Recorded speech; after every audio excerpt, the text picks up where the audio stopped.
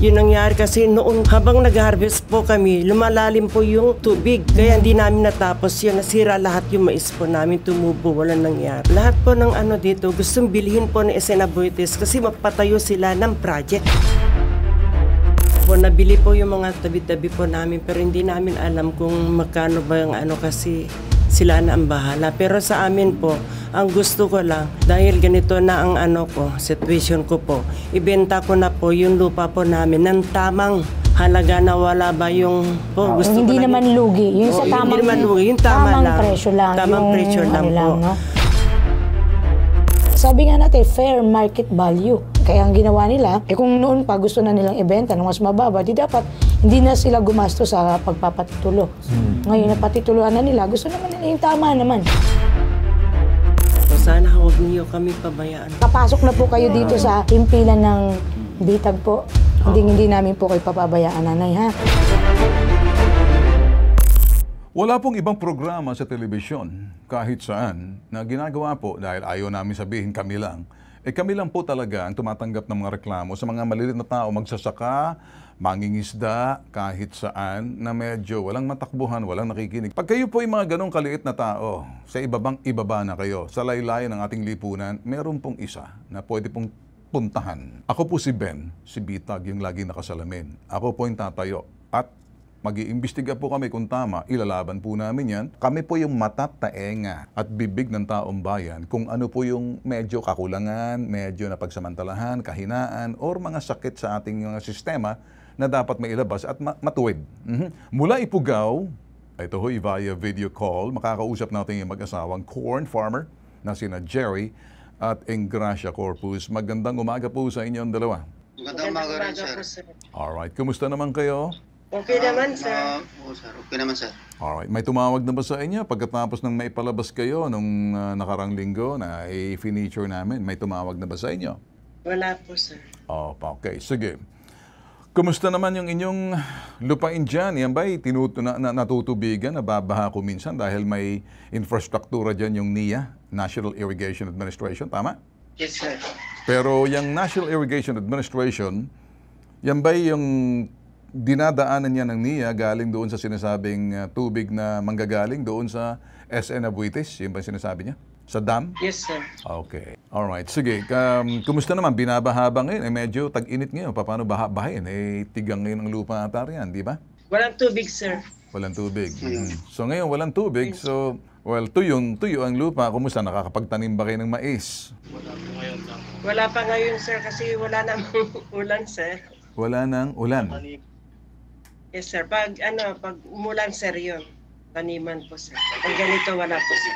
March 15, ang unang pinalabas ng bitag ang reklamo ng mag-asawa, si Jerry at Engracia. Ayon sa kanila, simula ng bilhin ng SN Aboitiz Power, mga katabing lupa ng kanilang sinasakahan ay hindi na nila matamna ng mais ang kanilang lupa dahil pagtaas ng level ng tubig sa Magat Dam.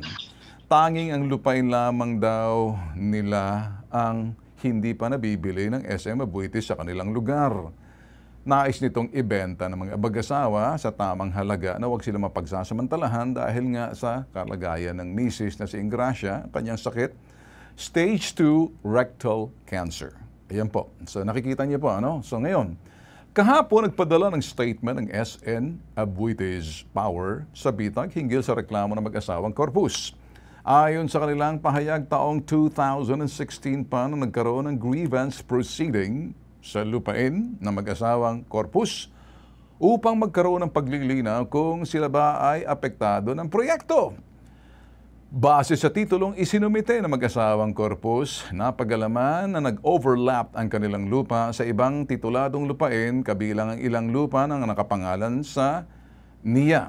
Ito raw ang hinihintay paglilinaw ng SNAP upang tuluyan maaksyonan ang isyong ito. Patuloy din daw nakikipag-ugnayan ng SNAP sa mag-asawang Corpus na kung saan pinagsusumite nila ito ng mga karagdagan dokumento upang mas maging malinawan sila sa sitwasyon. Well, Mas maganda siguro kausapin muna natin dito, una sa lahat, bago yan, Dam Division Manager Reservoir, si Engineer Carlo Ablan. Engineer Carlo Ablan, magandang umaga po sa inyo, sir.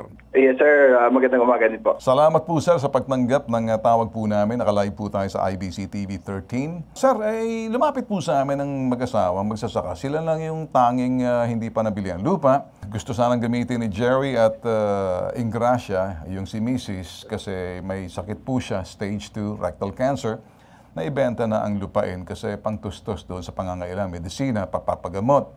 Kaya lumapit na po sila, sir. Medyo bukod tanging sila na lang daw ata yung lupang hindi na nabili. Tanong, sir, ano po bang issue rito? Ano po bang sigalot or bagay na medyo matulungan po natin? Kabahagi po kami ng solusyon o malinawan sana dito yung mag-asawa, sir. Anong nakikita niyo, sir? So, regarding dun, sir, since wala naman po, hindi naman namin hawak yung document na yung titulungan na hawak nila, if ever may maipakita po sa amin dito sa Dam and Reserve Division, baka sakali po matugunan natin yung problema nila. Kayo po ba ay nasa probinsya, sa rehiyon, sa probinsya, or nasa probinsya munisipyo? po ako, sir. Sa probinsya, Ramon Isabela po. Sir, bakit hindi mo gawin, ikaw na mismo, sir, ang gagawin mo? May mga tao ka naman, sir. Bakit mo kinakailangan na the burden of proof is with the people na parang kawawa naman sila, may sakit na nga. Ba't hindi po kayo magpadala ng tao ninyo dyan sa probinsya, pababa ng munisipyo? Yes, sir. Yung Yes, sir. sinasabi natin, Gagawin yung inyong mga tauhan dyan, coordinating with the LGU, na may Yes, tao sir. ng mga Gagawin po level po natin. kayo, bakit hindi nyo pagtrabahuin? Bakit kinakailangan ito paghihirapan natin yung mga lilit na tao na may gobyerno naman tayo na dapat kayo Yes, sir. pumoprotekta, Gawin po natin tama? yan. Yes, sir.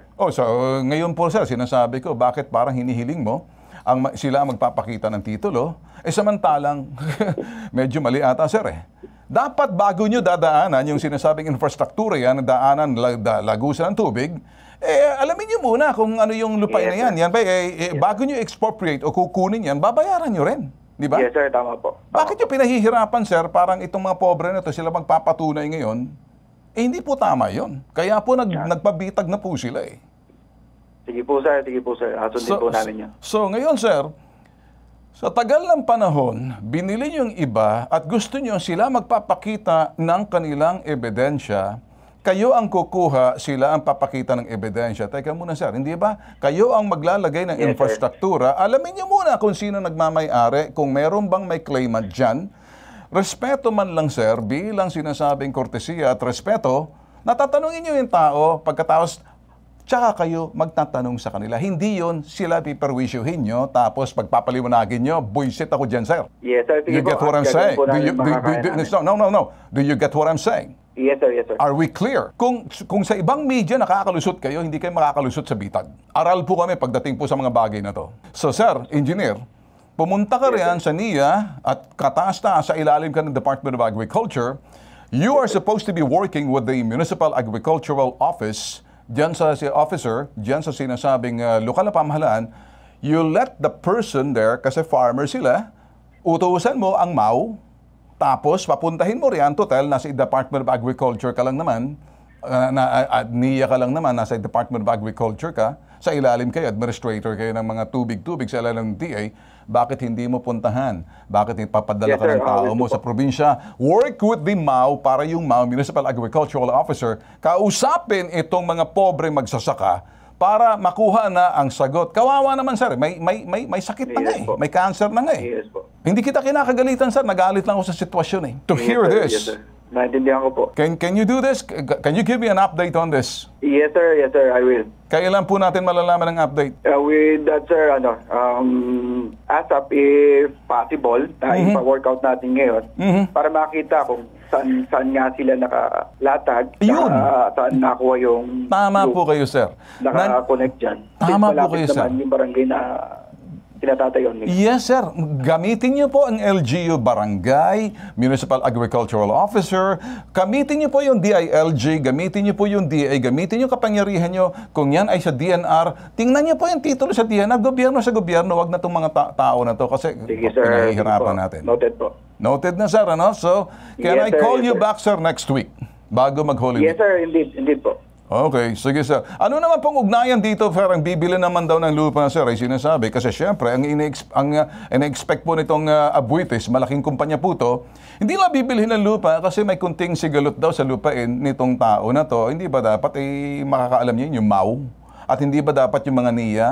Hindi ba dapat sa DILG tsaka DNR nag-ugnayan kayo? Di ba sir, para mas madali dito sa mga taong to? Possible, sir. Possible po yan. Hindi, possible. You do it. It's not impossible. Yes, It's po. doable. And you will have to do it. Tama, sir? Gobyerno po Yes, kayo. sir. Yes, sir.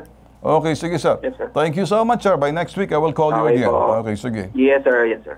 Alright, sige, ganito. Mga boss, kami po, nakakaintindi po kami.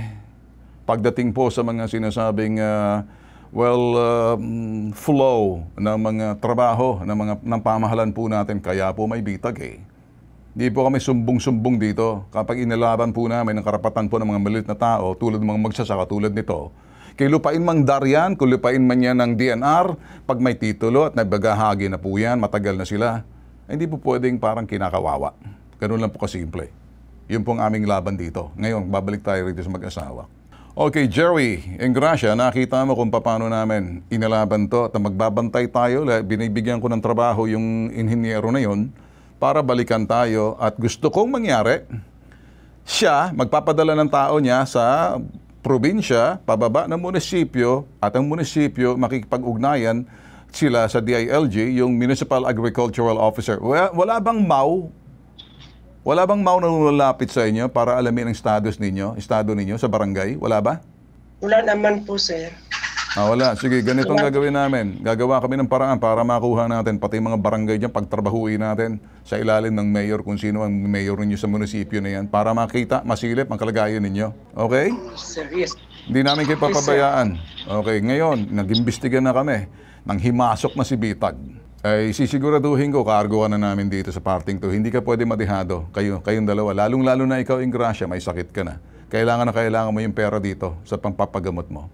Okay? Yes, sir. Thank you. Walang anuman. Okay. Babalikan ko kayo pagdating siguro bago mag-Semana Santa. By next week na po yan. Siguro mga Martes. Para may update na tayo rito. Para masiguro. At nang sa ganon, yung Abuites na nag-aalangan makipag-ugnayan sa inyo dahil may question ng titulo. Samantalang titulo na yan, kung question ba yan, ay DNR katapat niyan. At the same time, yung sinasabing DA or NIA at saka LGU sa DILG. Mag-ugnayan, pag-umpog-umpog yung mga ulon mga yan dyan eh. Kakabuisit. O sige, ganito lang Jerry, tsaka Engracia. Babalikan ko kayo. Mga Martes, tatawagan namin uli kayo, mag-a-update tayo rito, okay? Okay, sir. Thank you, sir. Thank you, sir. Thank you, sir. Thank you, Sige, sir. ingat. Ito po, nag-iisang pampansang sumbungan. Bago po umentra ang ipabitag mo or hashtag ipabitag mo, kabisado na po namin ang proseso. Kabisado po namin pagdating doon sa flow ng sinasabing mga tungkulin ng mga pamahalaan ng nating mga departamento ng pamahalaan. Lalo na pag mag-issue rito, yung mga maliliit na tayong kababayan. Kaya nagpapabitag po sila, lumalapit. Sino pa mag-asikaso sa kanila? Hindi naman po kami public servant, hindi rin kami public office, wala naman kaming ginagamit na pondo ng gobyerno. Community service lang po kami. Pero ginagamit namin ang aming tsapa bilang matat na engat bibig ng taong bayan na alam kabisado ang mga galawan at proseso. Ang ayaw po namin yung tigilan po yung bureaucracia para ilubog, pahirapan yung mga maliliit sa laylayan po ng ating lipunan. Kaya po may hashtag ibabitag mo eh. Ang aming tulong, serbisyo sa komunidad. Hindi po serbisyong publiko. May tatak bitag. Ako po, si Bitag. Yung lagi nakasalamin, may bigote. Si Ben. Ito po yung hashtag ibabitag mo.